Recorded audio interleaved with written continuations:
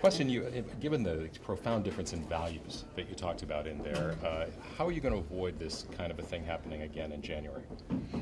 What kind of thing are we Shut talking down about? We're back to Washington now. I believe that the whole budget debate has been has more opportunity because the bright light that has been shown on the situation. That 144 Republicans in the House voted to keep government shut down and voted to default on the full faith and credit of the United States of America. That's intolerable, and most people know that. So hopefully the public awareness of what is at stake in these debates will change the behavior of some and open them to really having a real negotiation.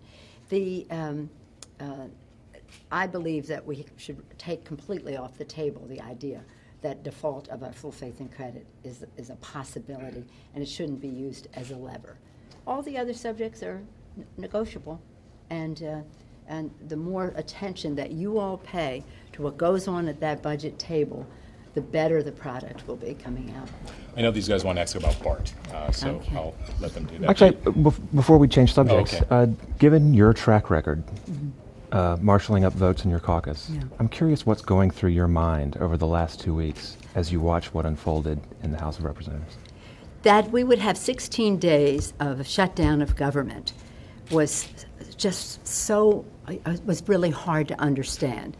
And I have said, either they don't know or they don't care about the consequences. Standard & Poor's says it's cost our economy $25 billion, that shutdown.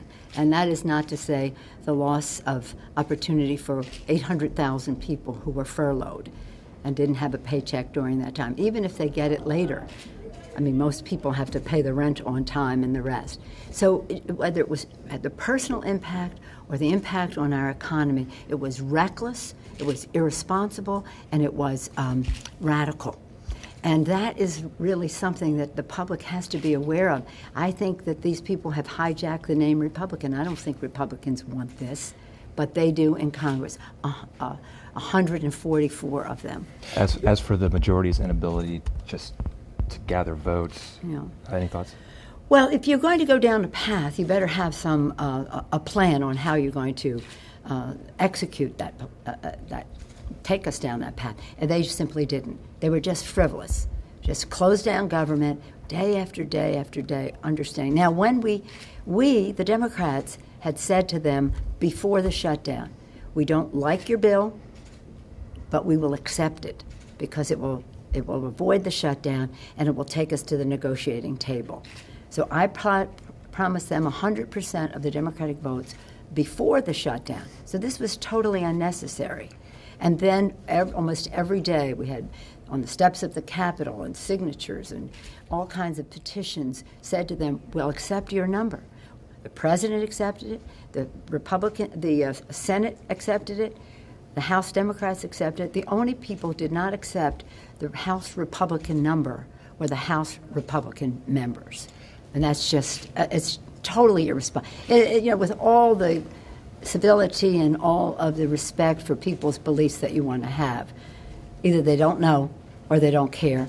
I assume they care, so we want to be sure they know what the cost of that shutdown was. What do you think this does for the immigration reform prospects? I think we just move on to immigration reform. We have a bipartisan, and the Senate passed a bipartisan bill. We proposed a similar bill in the House, bipartisan, and there's really, if anybody wants to use this as an excuse, that's what it is. It's an excuse, but it's not a reason not to go forward. But what about the other side? Might it make Republicans more or less willing to talk about it? You'll have to talk to them. They have their own reasons why they are against the immigration bill, but I think enough of them are for it. Do you come out with more leverage out of these whole negotiations? People are saying you were the big winner out of all this. Well, I don't think anybody was a winner. I think this was a very bad situation. But the fact is that we gave them the votes, even though, by the way, we didn't like the number. We think that it does not enable us to honor our responsibilities to the American people in terms of the amount that's in the bill. We don't like the fact that there's a short-term extension of the debt ceiling for us not to default. We thought that should be off the table, or at least off the table for 1 year.